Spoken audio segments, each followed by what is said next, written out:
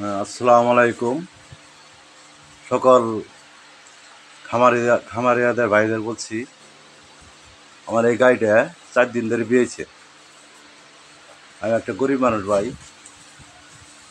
গরুটা কুমড়াটা জাম হয়ে গেছে, দুধ আসতেছে না। ভাইদের বলছি সুপরামর্শ দেওয়ার জন্য, ভাই এটা কী করলে এই রোগটা ভালো হবে বা গায়ের দুধ আসবে। বাটগুলো একটু ছোটো ছোটো, বিশাল গাই।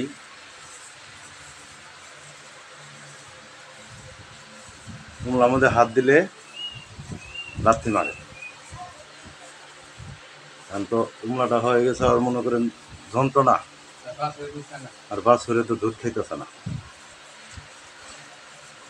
ভাই এটা একটু আপনারা বড় বড় খামারি আলারা ভাই একটু ভাই এটা আমার একটু সুপরামর্শ দেবেন